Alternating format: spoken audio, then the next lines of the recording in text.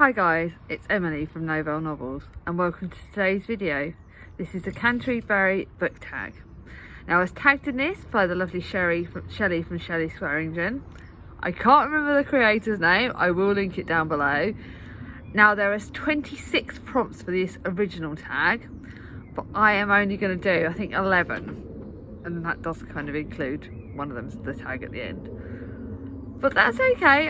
From what I believe, you can pick and choose what prompts you want to do. They're not necessarily in the order that they've been written in. All the actual prompts are on Shelley's video, which I'll be linking down below. I'm filming this on the first day that they're back at school, but I'm kind of brushed off my feet, so I'm kind of thought I'd just pick some good prompts that I thought would match me.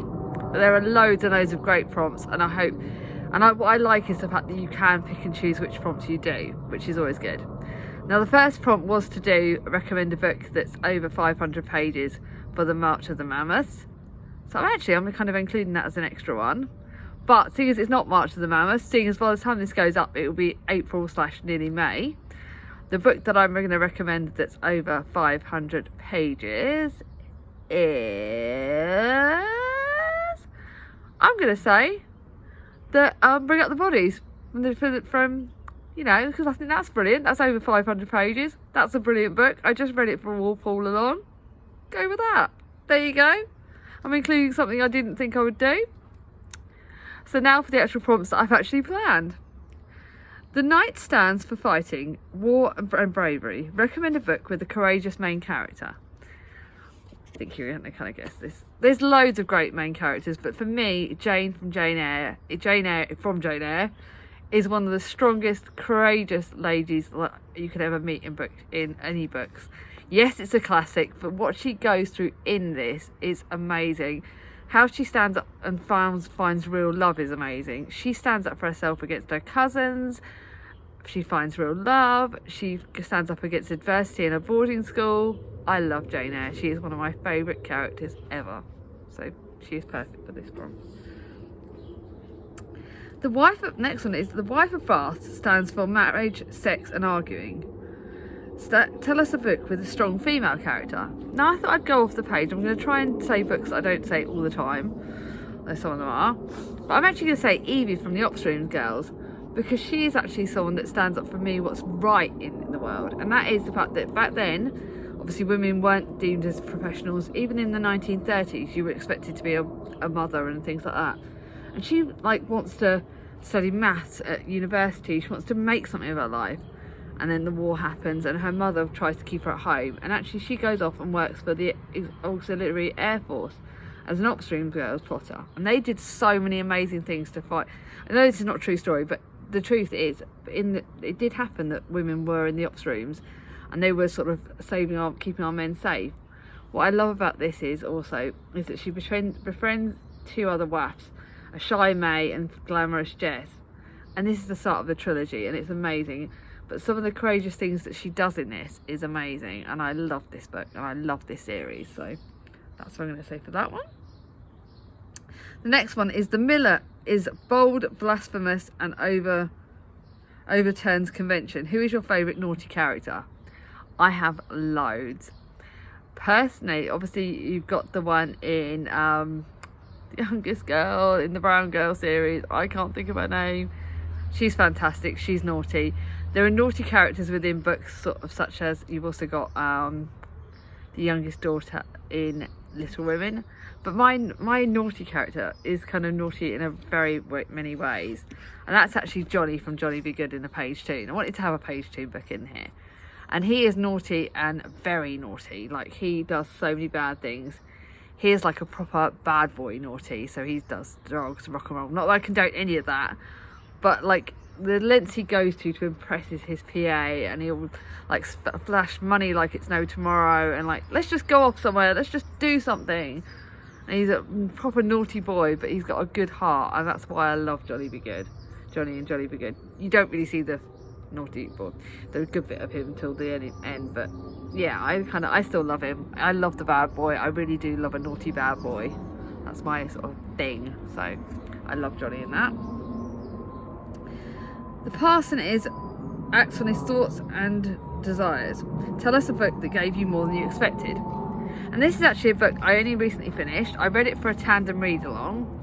So with tandem read alongs, it's something they do on Instagram, and you get a book sent to you and you're supposed to read it and review it, and you read it a certain number of pages per day. And some of my tandem read alongs have gone amazing, some have just been kind of average. This to me is one of their better ones.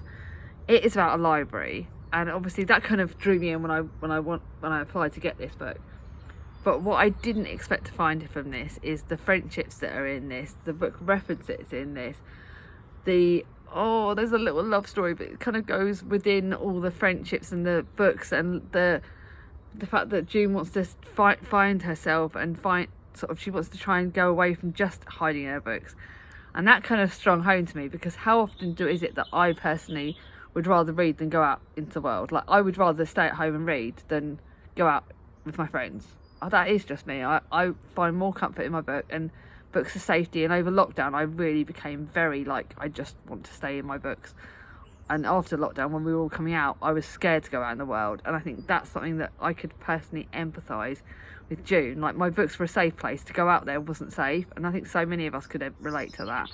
So I certainly drew more out of this book than I really expected, and it's one I'm going to lend to my mum, which is why it's still on my shelves, because she's going to get this soon. In fact, probably the day I film this, I'm going to have to go and give it to her. But I love this, and I love the strong characters.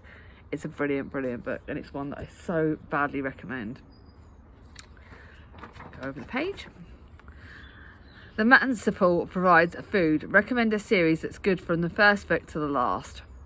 Now, a lot of my series, I don't know if they're going to be, I thought they were finishing and they haven't, so I can't really say too many of them.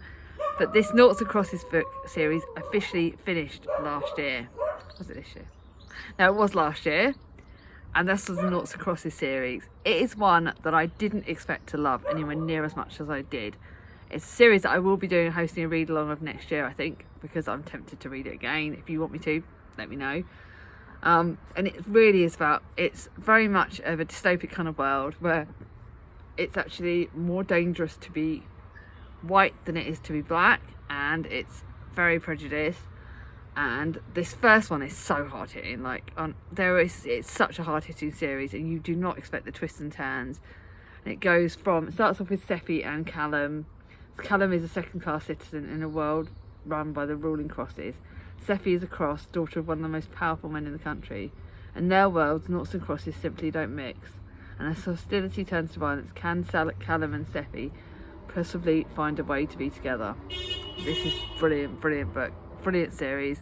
The last book is just as incredible as the first. I can't tell you any more about the rest of the books because it does give away the first, but it's an amazing series and one I loved from start to finish.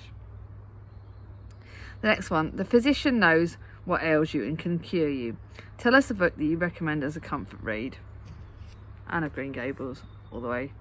I love Anne of Green Gables. Rereading this series with my Anne along has just been incredible. I love this book, and it just makes my heart melt. Every time I read the first one, I go back to my childhood. I go back to my bedroom where me and my sister Charlie shared. I go back to the imagination, the innocence, the purity, the fun, the misbehaviour that it just hugs me in a book and makes me smile every time I read it. You could never ever not love it. I am Anne. I am the chatterbox that doesn't stop chatting, if you hadn't guessed. I'm the little naughty girl at times. I'm the one that tries her hardest and sometimes gets things wrong. I love this book. Love it from the bottom of my heart. The Ploughman, next one. The Ploughman is good-hearted. What is a book you can read over and over again? This is a book that I talk about all the time. A Curse of Dark and Lonely.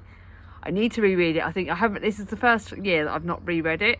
So obviously in my rereads this year, it will get reread because it's actually been battered and bruised, like the spine almost. I have to be so careful with it. I need to actually reread this. So this is actually a reminder that I need to reread this year. But I've read it every year since I got it. And I will reread it this year because every year I can get something out of it. I love Harper in this. She's got cerebral palsy and she stands up against that. She fights against prejudice. I like Prince Rian, but I don't love him as much as I love his servant kind of guy, Grey. But I know I shouldn't, and that just gives it away for the other series. But I like Rian, I love Grey, love Harper, love this book. We'll reread it more times than anything, and it will always make me smile. The next one, The Franklin is not a vessel or a noble but free man. Recommend a book about freedom in any form. Now this one's really got me thinking. Like, I couldn't think about what freedom is, because freedom can be so many things. It can be freedom against war, freedom against hostility, freedom against people's beliefs. It could be any number of things.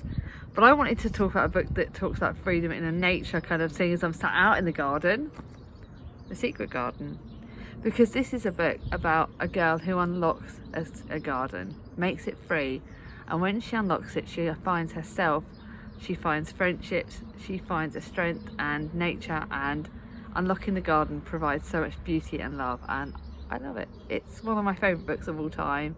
This copy is quite sweet. I've got 2 copies of this book because it's such a good book. I've got the film in there.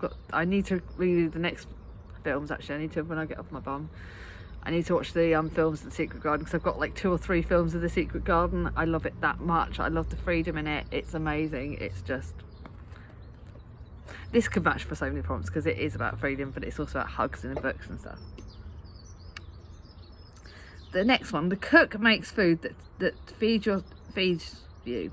Tell us a book that feeds your soul. And this is actually a recent one that Jack from Spread Book Joy gave me, and that is The Boy, the Mole, the Fox and the Horse.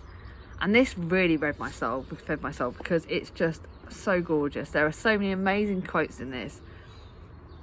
I'm just kind of thinking about some, but it really will feed your soul. I'm not afraid, said the mole. If I wasn't caught in the snare, I'd kill you, said the fox. If you stay in the snare, you'll die, said the mole. So the mole chewed through the wire. Oh, that's not a good one. I've got loads of good ones in this. And I'm not organised, am I? I told you I'm not. Doing nothing with friends is never doing nothing, is it, said the boy. No, said the mole, because that's obviously about friendship. I think everyone is just trying to get home, said the mole. Now that's that one there fed my soul completely. And I love this one. This is my one that feeds my soul completely. When have you been at your strongest, asked the boy. When I have dared to show my weaknesses. I love that. I love this book. It feeds my soul. I'm going to reread it over again and again. It's another hug in a book. The next one, The Second Nun talks about saints' lives in her book. What book do you praise often? Oh, this is an easy one. Get a Life, Chloe Brown. Don't I rave about this? I rave about this so blooming often. It's unbelievable. I love it. It's like my book that was where I got seen. It's my book that I found that I finally got, that it was like my first book that I'd read that really got chronic pain, about getting a life, about having goals and ambitions. I love this book. I love the sauciness. I talk about it all the time. That's brilliant, isn't it? And then the next one, the penultimate prompt is, the nun to priest is witty but doesn't take himself too seriously. Recommend a book that has a funny or witty main character. Can't go through a book without mentioning one of Charlie's books, Harold Doris. To me, Harold in this, who is the sort of narrator and the male protagonist in this, is funny as. He makes me crack up. Doris is hilarious in herself. She makes me crack up laughing. This is a book that will make me smile and make me laugh every time I read it. And it probably does help that it's also Charlie. He's funny and he's brilliant and he always makes me smile. And even when he's been a grumpy git, he makes me smile. So, yeah, Harold Doris. This book always makes me smile. So now you've got to tag some booktube pilgrims. I actually wasn't planning on doing this, but I am going to tag Jack from Spread Book Joy, seeing as I talked about you. You don't do very many tags, so I don't know if you'll do this one or not. I'm going to tag a couple of newish channels to me, but Deborah from Bookim Deborah, and Bookishly Shell, because she's one that I found via Danny, one of my booktube besties, and then obviously Charlie from Charlie Heathcote. So they are the channels I'm linking. Feel free to do what prompts you want. I hope you like this. I hope I've done a mashup of it all right. If you like this video, give it a thumbs up. If you're new to my channel, not subscribed yet, bring on my ding-a-ling. I'll see you all soon. Bye bye.